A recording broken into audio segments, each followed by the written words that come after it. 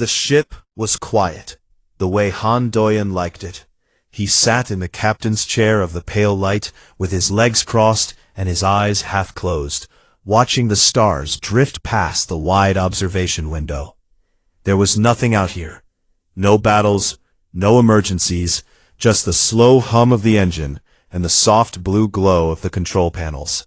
It had been a boring week, and Doyen was perfectly fine with that. Then the signal came. Yoon Hana was the first to notice. She was sitting at the analysis station, scrolling through old intelligence reports, when a new frequency cut through the silence like a knife. She looked at the screen, then looked at Doyen. She did not need to say anything.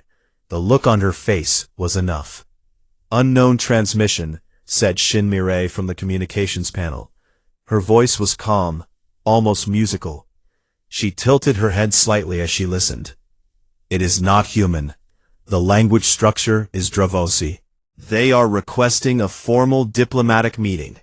Doyen opened his eyes fully. "Dravosi," he repeated.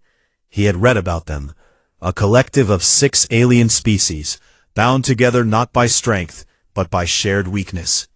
They had spent centuries living under the shadow of the Nelvari Dominion, paying taxes, giving up territory, bowing their heads to survive. They were not warriors. They were survivors, and there was a difference. "Let them in," Doyen said. The Dravosi shuttle docked 30 minutes later. It was a beautiful ship, covered in smooth white plating and soft golden lights. Everything about it was designed to look peaceful, friendly, harmless. Doyen noticed all of this and said nothing. The delegation was led by a tall, thin creature named Omrin Gale. He had pale gray skin and large, dark eyes that blinked slowly, like a cat sitting in the sun. His mouth was wide and always seemed to be smiling. He walked into the meeting room with his arms open, as if greeting old friends. "Captain Doyen," Gale said warmly, "it is an honor, a true honor. We have watched your species with great interest indeed." Doyen stood and gave a small bow. "Thank you for coming. Please sit." Gale sat. His 2 advisors sat behind him. Mireille stood near the wall, translating every word, every pause, every shift in tone. Hana sat in the corner with a tablet on her lap, writing things that no one else could see. Gale began his speech, and it was a good speech. He talked about the dangers of the galaxy. He talked about the Nelvari Dominion, their massive fleet of 40,000 warships, their history of swallowing smaller species whole. He talked about how young humanity was, how small their territory, how limited their resources. He said all of this with kindness in his voice, the way a teacher speaks to a child who does not yet understand how the world works. "You are alone out here," Gael said softly, "and alone is a dangerous thing to be." Then came the offer. The Dravosi Collective would welcome humanity as a junior partner. Earth would contribute soldiers, raw materials, and labor. In return, the Collective would provide protection, trade routes, and political support. Humanity would have a seat at the table. A small seat at the back, but a seat all the same. Gael presented it as a gift, a lifeline thrown to a drowning species. Doyen listened. He did not interrupt. He did not ask questions. He sat with his hands folded on the table and his face completely still, like a man watching rain fall through a window. When Gael finished speaking, the room was silent for a long time. "Thank you," Doyen said at last. "We will consider your generous offer." He had expected more. Gratitude, perhaps. Relief. Maybe even tears. Instead, he got 4 words and a polite nod. He smiled anyway, stood, and shook Doyen's hand with both of his. "Of course. Take your time, but not too much time, Captain. The Nelvari do not wait for anyone." The Dravosi left the same way they came, with smiles and warm words, and a shuttle that looked like it had never seen a day of war. Doyen watched it fly away from the observation window, his hands behind his back. "Well?" he said without turning around. Hana stood up from her corner and walked to the table. She placed her tablet down and turned it so Doyen could see the screen. It was covered in notes, diagrams, and probability charts. "They do not want allies," Hana said flatly. "They want a shield. Their border conflict with the Nelvari has been getting worse for the past decade. They have lost territory in 3 systems. Their military strength is declining. They need fresh bodies on the front line, and they have chosen us." Mireille stepped forward as well. The translation confirms it. Gale used the word for partner, but his tone and sentence structure matched the Dravosi word for servant. He was not offering us a chair at the table. He was offering us a leash. Doyen was quiet for a moment. Then slowly, a smile appeared on his face. It was not a warm smile. It was the kind of smile that made Quan Tae-sun, the chief engineer, look up from his work in the corner and pay attention. "Good," Doyen said. "Now we know exactly what everyone thinks of us." He turned to face his crew. Hana, with her sharp eyes and her sharper mind. Mireille, who could hear lies the way other people hear music. Tae-sun, who could build a weapon out of anything and had the patience of a mountain. And somewhere on the lower deck, Park Jin-woo, his tactical officer, probably already running combat simulations just because he was bored. "Send a message to Gale," Doyen said. "Tell him we accept the meeting, but not as a junior partner, as an equal." Mireille raised an eyebrow. "He will not agree to that." "He will," Doyen said, "because he is desperate, and desperate people agree to things they do not understand." He was right. Gale's reply came within the hour. He agreed to the terms, and his message was full of the same warm, empty words as before. He thought it did not matter. He thought the humans would see the size of the Nelvari fleet and fall in line like every other small species before them. He was wrong. On the bridge of the pale light, Doyen sat back in his chair and closed his eyes again. The ship was quiet. And somewhere deep inside the calm silence of a species the galaxy thought it understood, something very old and very dangerous had begun to wake up. The Horizon Ring was the largest neutral station in the known galaxy. It floated in the dead space between 3 empires, a massive ring of metal and glass that spun slowly against the black. Inside, the air smelled like recycled oxygen and old politics. Every species that mattered had walked through its halls at least once. Treaties had been signed here. Wars had been started here. And today, humanity would sit at its table for the first time. Doyen brought 4 people: Yoon Hana, Shin Mireille, Park Jin-woo, and himself. No guards, no military escort. The pale light docked alone at the edge of the station, looking small and plain next to the massive warships that surrounded it.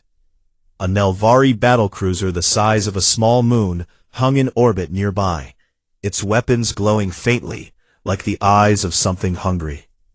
Jin-woo looked at it through the window and whistled softly. "That is a big ship. It is supposed to scare us," Hana said without looking up from her tablet. "Is it working?" Jin-woo asked. "No," Hana said. They walked into the summit hall together. The room was enormous, built to hold hundreds of delegates from dozens of species. The Dravosi collective sat on the left side, 6 different species arranged in neat rows, all of them watching the humans with curious eyes. On the right side sat the Nelvari Dominion, and at the center of the Nelvari delegation sat High Commander Voroth Ildren. He was tall, even by Nelvari standards. His skin was dark blue, almost black, and he had 4 arms, each one thick with muscle. His face was broad with a heavy jaw, and golden eyes that moved slowly across the room like searchlights. He wore armor that looked like it had been carved from the bones of something large and dead. Everything about him was designed to say one thing: "I am the most dangerous thing in this room." He looked at the humans and smiled. It was not a friendly smile. "So," Ildren said, his voice deep and rolling like thunder in a canyon. These are the short-lived ones.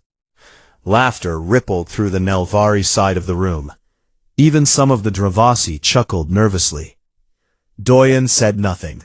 He walked past the rows of junior seats, past the Dravasi section, past the secondary tables, and sat down at the main table, directly across from Ildren. The laughter stopped. Amran Gale leaned forward from his seat, his wide mouth open in surprise. That seat was not meant for the humans. That seat was meant for leaders of galactic empires, species with fleets of thousands, species with history. Doyen folded his hands on the table and waited. Ildren studied him for a long moment. Then his smile returned, wider than before. You have courage, human. Stupid courage, perhaps, but courage. Thank you, Doyen said. The summit began. One by one, representatives from different species stood and spoke about trade, territory, and power. The Dravasi talked about cooperation and shared resources. The Nelvari talked about strength and order. It was a performance, and everyone in the room knew their lines.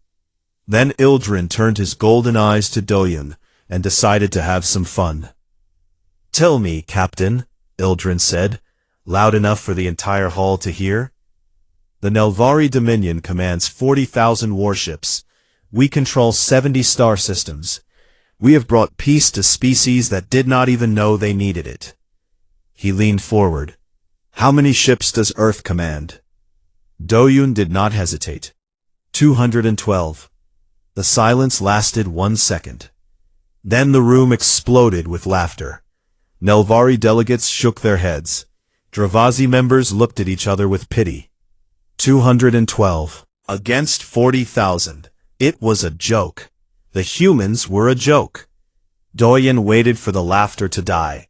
Then he spoke again, his voice the same flat, calm tone it had always been.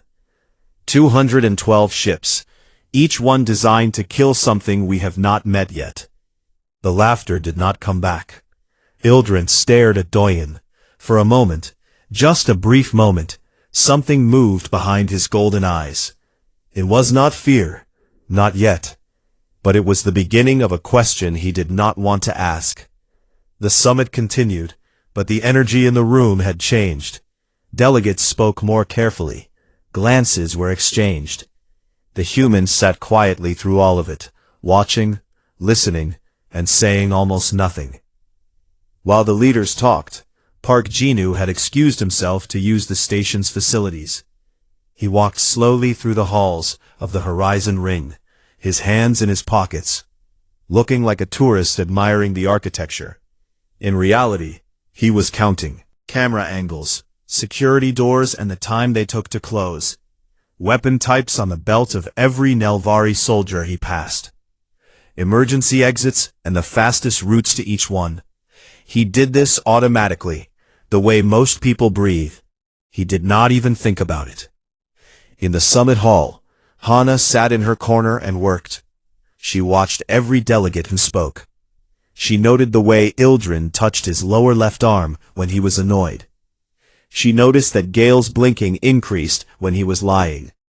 She recorded which Nelvari officers looked at Ildren for approval before speaking, and which ones did not. By the end of the first day, she had a complete psychological profile of every important person in the room. Mireille translated everything. Not just the words, but the spaces between them.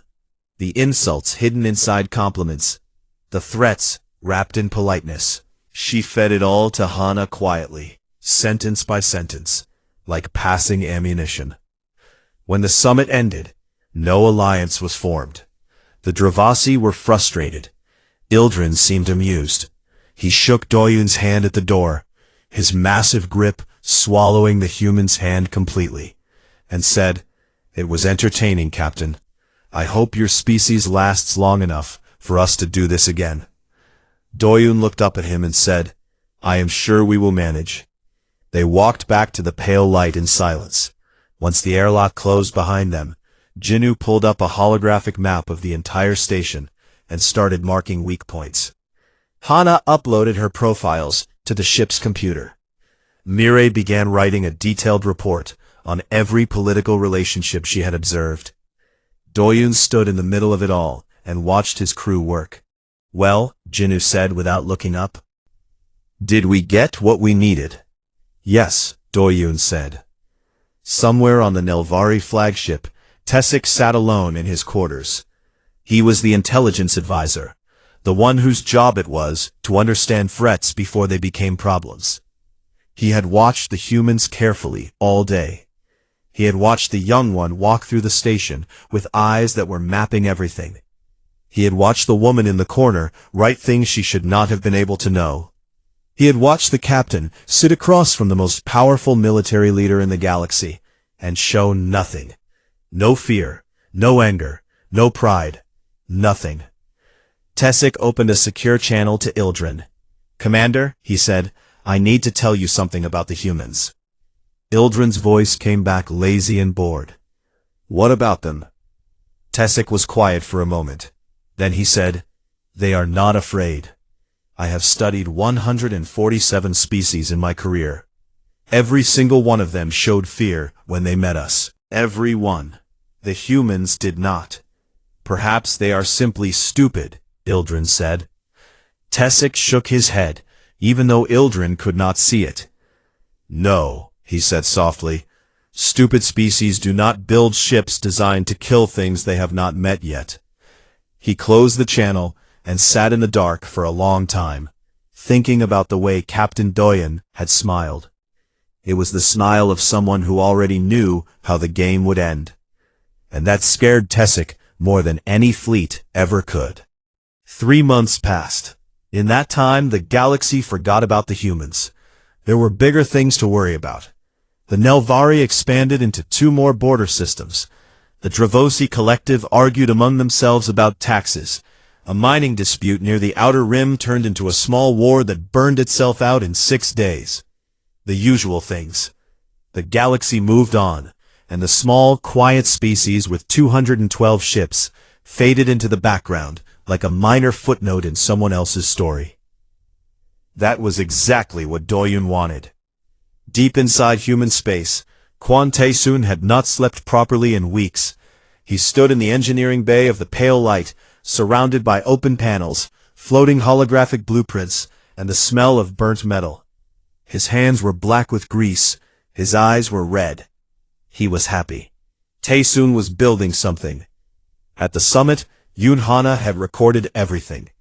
Every ship design she could see through the station windows. Every weapon signature her instruments could detect. Every shield frequency that leaked through the Nelvari flagship's hull. She had given all of it to Taesun, and Taesun had taken it apart like a child opening a toy to see what was inside. The Nelvari shields were impressive. They were layered, adaptive, and powerful enough to stop most weapons in the galaxy. But they had a rhythm, a cycle. Every 4.7 seconds, the shield frequencies shifted, and in that tiny gap between one cycle and the next, there was a weakness so small that no species had ever thought to look for it. Taesun found it in 3 days. He spent the next 3 months building weapons that could hit that gap. He modified 30 human warships with new targeting systems, new jammers, and a cloaking technology that the humans had been developing quietly for the past decade. Nobody in the galaxy knew about the cloaking technology. That was the point. When the Nelvari finally made their move, everything was ready. 200 Nelvari warships entered human space on a Tuesday morning. They came in standard formation, a wide arrow of gray metal and glowing weapons, broadcasting a dominant signal on all frequencies. It was a message every species in the galaxy understood: submit or be destroyed. The Nelvari had used this tactic dozens of times before, and it had never failed. Smaller species would see the fleet, panic, and send desperate messages begging for mercy. The Nelvari fleet commander, a veteran named Dorath, expected the same. He sat in his command chair and waited for the fear to arrive. It did not come. The first human system they entered was empty. The stations were dark. The communication channels were silent. No ships, No signals, no people. It was like walking into a house where someone had turned off all the lights and left the door open. He ordered his fleet forward. The second system was the same. Empty, dark, silent. The Nelvari sensors scanned everything and found nothing. No military presence, no civilian traffic. Nothing but cold space and quiet stars. "They are hiding," one of Dorath's officers said. "They are running," another said. Dorath was not sure. Something about the silence bothered him. It was too complete, too clean. Species that were running left traces, panicked communications, abandoned cargo. The humans had left nothing at all, as if they had known the Nelvari were coming before the Nelvari themselves had decided to come. But orders were orders, and pride was pride. Dorath pushed deeper into human space. The fleet entered a narrow corridor between two massive gas giants. It was the only path to the inner human systems, a natural bottleneck that any military commander would recognize as dangerous. Dorath recognized it. He ordered his ships to tighten formation and increase shield power. Then the stars changed. 30 human ships appeared out of nothing. One moment there was empty space, and the next moment there were warships, small and dark and sharp, arranged in a perfect circle around the Nelvari fleet. They had been there the whole time, invisible, waiting, watching the Nelvari fly deeper and deeper into the trap, like animals walking into a cage. Dorath stared at his screen. His hands tightened on the arms of his chair. A communication channel opened. A soft, polite voice filled the Nelvari bridge. It was Shin Murray. "Good morning, Commander," she said. "You have entered sovereign human territory without authorization. We would like to offer you the opportunity to turn around. There will be no penalties and no record of this event. Please take your time to consider." Her voice was warm and friendly, like someone offering a guest a cup of tea. Dorath's face turned dark. He had conquered worlds. He had crushed rebellions. He was not going to be turned away by 30 small ships and a woman with a polite voice. "All ships," he ordered, "attack." The Nelvari fleet opened fire. 200 warships unleashed everything they had at the 30 human ships. The space between them turned white with energy. When the light faded, every human ship was still there. They had moved, not away from the fire, but through it, sliding between the blasts with a precision that should not have been possible. They moved like water, like shadows, like something alive. Then the humans fired back. It was not like anything the Nelvari had seen before. The human weapons did not try to overwhelm the shields. They did not try to punch through with brute force. Instead, they hit the shields at exactly the right moment, in exactly the right place, at exactly the right frequency. Tayson's weapons found the gap in the shield cycle and slipped through it like a needle through cloth. Nelvari ships began to go dark. Not destroyed, disabled, engines killed, weapons offline, life support still running. The humans were not trying to kill anyone. They were taking apart the Nelvari fleet the way a surgeon takes apart a body, cutting only what needed to be cut, leaving everything else alive. The human ships worked together like a single mind. They split into groups, reformed, split again. They jammed Nelvari communications so that ships could not coordinate. They targeted command vessels first, then supply ships, then escorts. Every move was planned. Every strike was measured. There was no waste, no rage, no glory. Just cold, precise, terrifying efficiency. Dorath watched ship after ship on his screen turn from green to red. In 4 hours, 38 of his warships were disabled. The rest were boxed in, surrounded, with nowhere to go. His own flagship was untouched, and somehow that was worse. They had left him functional on purpose. They wanted him to watch. The communication channel opened again. This time it was not Mirai. Han Doyen's voice was calm and quiet, like a man discussing the weather. "Commander Dorath," he said, "here is what I offer. Take your fleet and leave. Take your disabled ships with you. Repair them at home. Tell High Commander Ildren what happened here. I will not send recordings. I will not make this public. No one in the galaxy needs to know about today. Consider it a courtesy from one military officer to another." Dorath sat in his chair for a long time. The bridge was silent. His officers would not look at him. "Why?" Dorath finally asked. "Why not destroy us?" Then Doyen said, "Because destroying you was never the point." The Nelvari fleet left human space 3 hours later. They moved slowly, dragging their disabled ships behind them like wounded animals. No one spoke on the way out. No one looked back.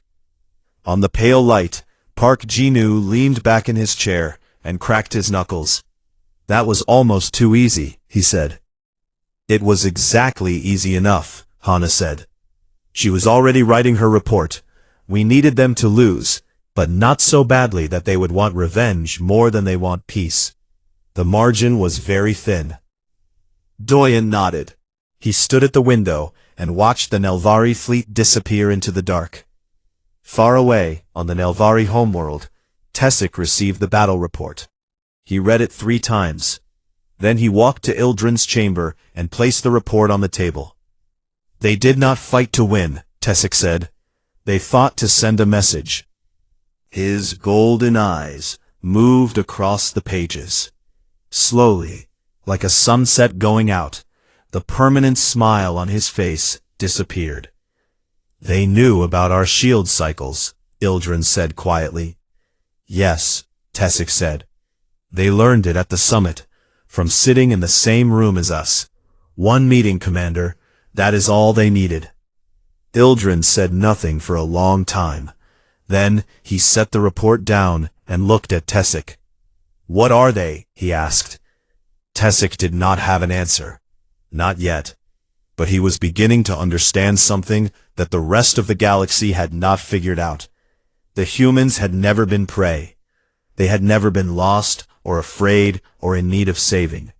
They had walked into the galaxy with their eyes wide open, and everything they had done, every moment of politeness, every second of silence, had been part of something much larger and much older than anyone realized. The news spread quietly, the way dangerous things always do. There were no official reports, no public broadcasts. The Nelvari did not announce what had happened in human space, and the humans did not either. But in a galaxy full of spies and traitors and species that survived by listening, silence itself was a kind of message. Within 2 weeks, every intelligence network in the known galaxy had some version of the story. The details changed depending on who was telling it, but the core was always the same.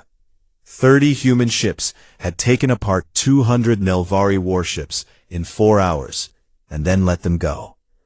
That last part was what scared people the most. Amran Gale called first. His face appeared on Doyen's screen, and for the first time, there was no warmth in his wide, dark eyes. No smile. No gentle words. He was angry, and he did not try to hide it. "What have you done?" Gale said.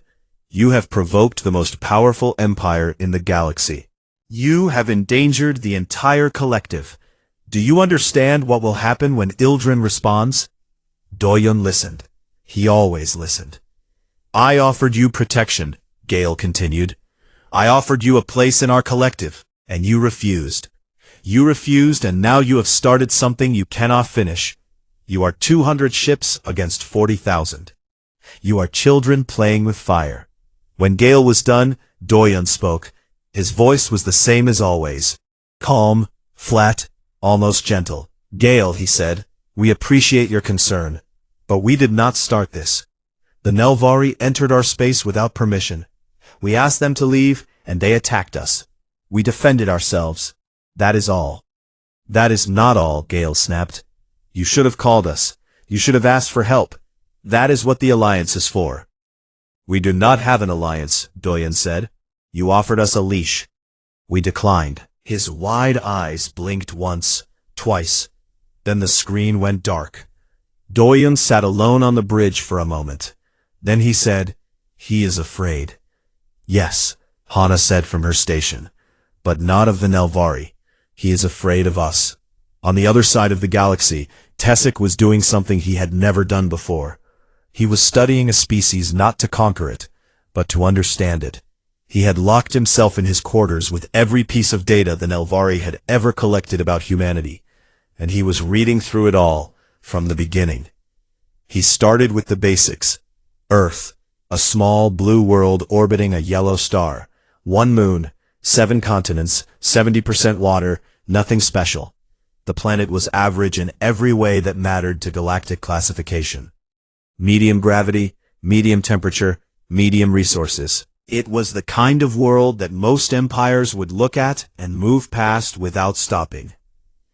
Then, Tessic read the history, and everything changed.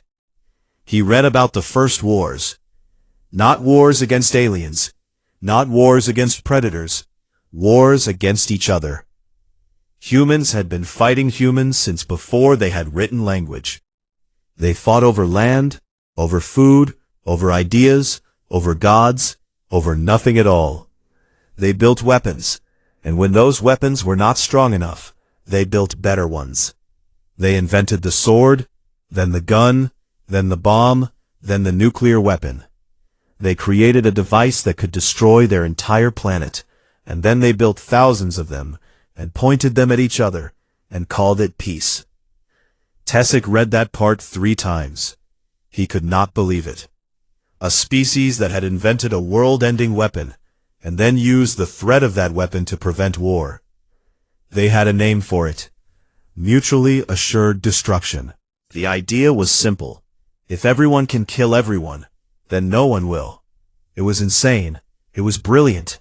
It was the most terrifying thing Tessic had ever read. He kept going. He read about their military history. Not the weapons, but the strategies. And this was where the real horror began. Every other species Tessic had studied developed warfare the same way. A threat appeared from outside. The species built an army to fight the threat. The army grew, the threat was defeated, and the species moved on. War was a tool, used when needed, and put away when it was not. Humans were different. Humans had no outside threat. For thousands of years, the only enemy they faced was themselves. And so they had refined the art of war against intelligent beings to a level that no other species had ever reached. They had developed deception as a weapon. They had built entire wars around tricks and lies. A hollow wooden horse filled with soldiers, fake armies made of inflatable tanks, messages encoded in patterns so complex that the enemy needed machines to even begin to understand them. They had learned to fight not just with strength, but with information, with psychology, with patience. They had invented a concept called guerrilla warfare, where a small, weak force could defeat a large, powerful one by refusing to fight on the enemy's terms. They had invented psychological operations, where the goal was not to destroy the enemy's body, but to break the enemy's will. They had invented total war, where every man, woman, child, and factory became part of the fight. And they had done all of this to each other. Tessic closed his files and sat in the dark. His hands were shaking. He was not a coward. He had served the Nelvari Dominion for 40 years. He had analyzed species that could crush starships with their bare hands. But nothing in his entire career had prepared him for this. He requested an emergency meeting with the Nelvari High Council. It took 2 days. When he finally stood before Ildren and the senior commanders, his voice was steady, but his eyes were not. Every species we have encountered developed war as a response to something outside themselves, Tessic said. A predator, a rival species, a natural disaster. Humans did not. Humans developed war as a response to each other. They have been practicing the art of destroying intelligent life for longer than we have had space travel. He paused.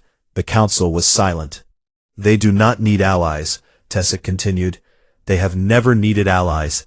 They need opponents worthy of their attention. And I pray, commanders, I pray with everything I have, that we are not those opponents. Then, a senior commander named Voreth stood up and slammed his fist on the table. Send the armada, Voreth said.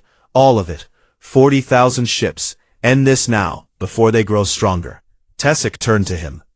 If you send the armada, you will confirm to them that you are a threat, and then they will stop being polite. They are 200 ships, Voreth said. They were 200 ships 3 months ago, Tessic said. Do you know how many they have now? I do not, and that is the problem. Ildren had not spoken.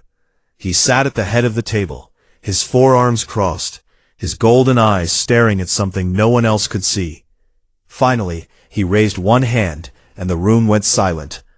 What do you suggest? Ildren asked. Before Tessic could answer, a message arrived. It came through a secure diplomatic channel, and it was addressed to High Commander Voreth Ildren personally. Unsigned. The High Commander is invited to dinner on Earth. No weapons. No fleet. Just a meal between equals. Tessic read it and felt something he had not felt in 40 years. He felt hope. They are giving us a chance, he said quietly. They are giving us a chance to survive this. Far away, on the bridge of the pale light, Hana stood next to Doyun and watched the stars. Do you think they will come? She asked. Doyun thought about it. He thought about Ildren, proud and powerful, and used to being the strongest thing in every room. He thought about Tessic, careful and clever, and possibly the only alien in the galaxy who understood what humanity really was. He thought about the 40,000 warships and the old heavy pride of an empire that had never been told no. The smart ones will, Doyun said, and Ildren has at least one smart person in the room. Hana nodded. And if they do not come, his face was calm, the way it always was, but something moved behind his eyes, something old and patient and very, very sure. Then we stop being polite, he said. They chose Busan. Not because it was the most beautiful city on Earth, although it was beautiful. Not because it was the most powerful, although the military base beneath the mountains could have launched enough firepower to crack a moon.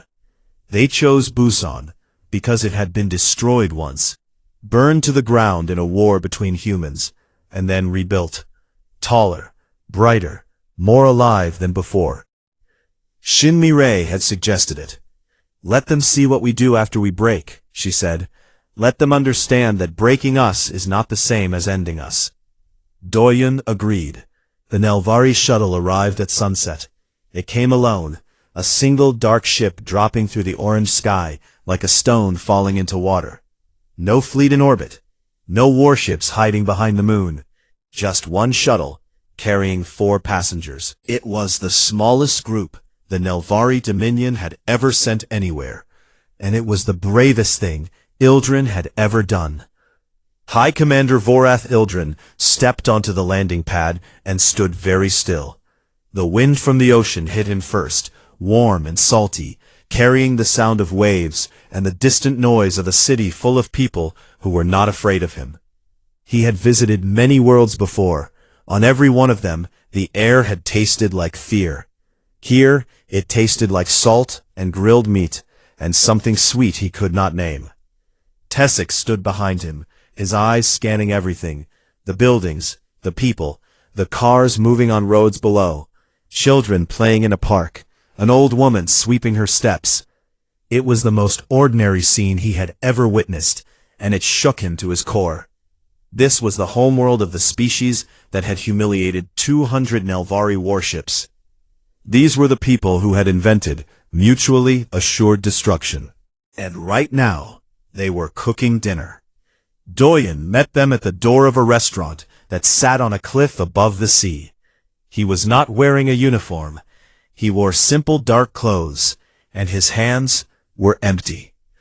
Behind him, Mireille stood in a deep blue dress, her hair tied back, smiling the same soft smile that had politely offered the Nelvari fleet the chance to retreat.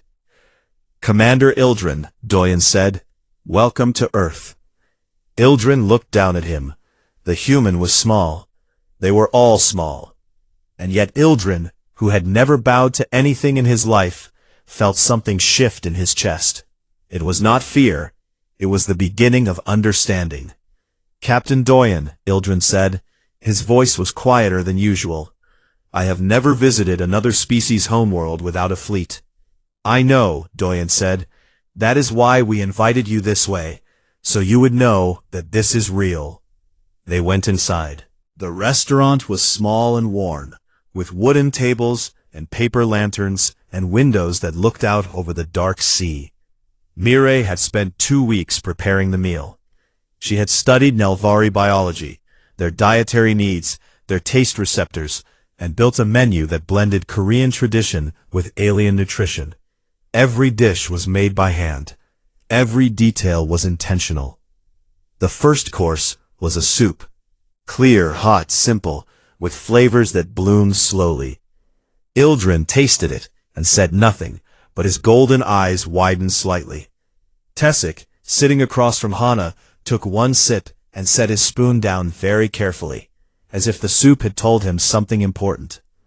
"This is remarkable," Tessic said. Mireille bowed her head slightly. "Thank you.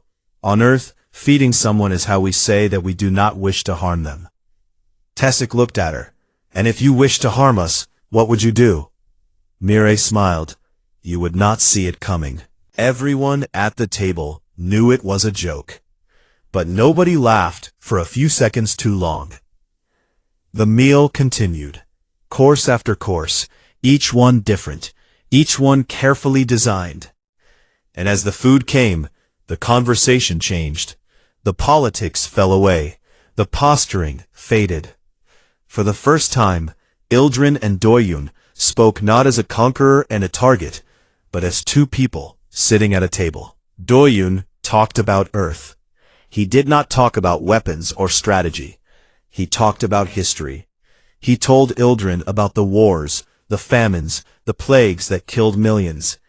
He talked about empires that rose and fell, civilizations that burned and were rebuilt. He talked about Busan itself, how it had been nearly destroyed and then brought back to life by ordinary people who simply refused to let it stay dead. "We did not come to the stars because we were ready," Doyun said, turning his glass slowly in his hand. "We came because we were tired of only having each other to fight." Ildren listened. He had conquered species that begged. He had crushed rebellions led by warriors who screamed and charged and died with fury in their eyes. But he had never sat across from someone who described the destruction of their own civilization with neither pride nor shame. Just truth. Just the plain, honest weight of survival. "Your species," Ildren said slowly, "you have nearly destroyed yourselves many times." "Yes," Doyen said. "And yet you are here." "Yes." "Why?" Doyen looked at him. "Because we always rebuild. That is the one thing about us that will never change. You can burn everything we have, and we will build it again. You can beat us today, and we will come back tomorrow. Not because we are strong, because we do not know how to stop." The table was quiet. The waves outside crashed against the cliff. Somewhere in the city, music was playing. Tessic spoke. His voice was barely above a whisper. "That is why you let our ships go. That is why you did not destroy Dorath's fleet. You were not showing mercy. You were showing us what restraint looks like, so we would understand how much worse it could have been." Doyen met his eyes. "Yes." Ildren set down his utensils. He placed all four of his hands flat on the table, a Nelvari gesture that meant he was about to speak honestly, without any mask. "What do you want, Captain?" Ildren asked. "You do not want to join the Dravosi. You do not want to fight us. You do not want an empire. What do you want?" Doyen reached into his coat and placed a thin data chip on the table. "A framework," he said. "Not an alliance, not a treaty. a framework for how we deal with each other. Humanity will trade, share technology, and cooperate. But we will never submit. We will never kneel. We will never join an empire, or a collective, or a dominion. We will treat every species as an equal, and we expect the same in return. Ildren looked at the chip. And if a species threatens Earth? We will handle it ourselves, Doyen said. You have seen a small example of what that looks like. And if we refuse this framework? Doyen's expression did not change. His voice did not change. But something in the air between them shifted, the way the air shifts before a storm. Then we go back to being the species no one takes seriously, Doyen said. And you go back to wondering what we are building while you are not looking. The silence lasted a long time. Ildren stared at Doyen. Doyen stared back. 2 leaders, 2 species, 1 table between them, and 10,000 years of different history. Then Ildren picked up the chip. He held it between 2 of his fingers and studied it, turning it slowly in the light of the paper lanterns. You are a very strange species, Ildren said. We know, Doyen said. Ildren made a sound deep in his chest. It took Mireille a moment to recognize it. He was laughing. Not the mocking laugh from the summit. Not the cold, superior laugh of a conqueror. A real laugh. The laugh of someone who has just realized that the universe is much stranger than he thought. Very well, Ildren said. Your framework, I accept. 1 week later, the Nelvari Dominion sent a broadcast across every channel in the galaxy. It was short, formal, and written in the old language that the Nelvari only used for matters of historical importance. It recognized humanity as a sovereign equal, not a subject, not a partner, an equal. It was the first time in Nelvari history that they had done this without being defeated in open war. The Dravosi were confused. The smaller species were stunned. 100 intelligence agencies scrambled to figure out what had happened on Earth, what deal had been struck, what weapon the humans had used. They never found out, because the weapon was a meal, and the battlefield was a wooden table in a small restaurant above the sea. On the pale light, the crew gathered on the observation deck. The stars stretched out before them, endless and cold and full of possibility. Quan Tae-sun leaned against the railing, his big arms crossed, watching the light from a distant nebula paint the darkness in shades of purple and gold. Mireille stood beside him, quiet and content. Park Jinu stood next to Yoon Hana. He was fidgeting, the way he always did when there was nothing to fight. Do you think it will last? He asked. The peace, the respect, all of it. Hana considered the question. She thought about the Nelvari, ancient and proud. She thought about the Dravosi, bitter and afraid. She thought about all the species out there in the dark who had not yet met humanity, who still thought they understood how the galaxy worked. It does not matter, Hana said. If it does not, we will adapt. That is what we do. Jinu nodded. He looked out at the stars, and for a moment he almost looked peaceful. Doyen stood behind them all, his hands behind his back, watching his crew. These people, these small, fragile, impossibly stubborn people. They had walked into a galaxy that saw them as nothing, and they had refused, quietly and completely, to be nothing. Not with speeches, not with armies, with patience and soup and a smile that made empires nervous. The stars moved past the window, slow and silent, and the pale light carried its crew deeper into a universe that was only just beginning to understand what it was dealing with. They had come to the stars expecting to find gods and monsters. Instead, the galaxy found something far worse. A species that had already survived both, and had done it completely, stubbornly, and impossibly alone.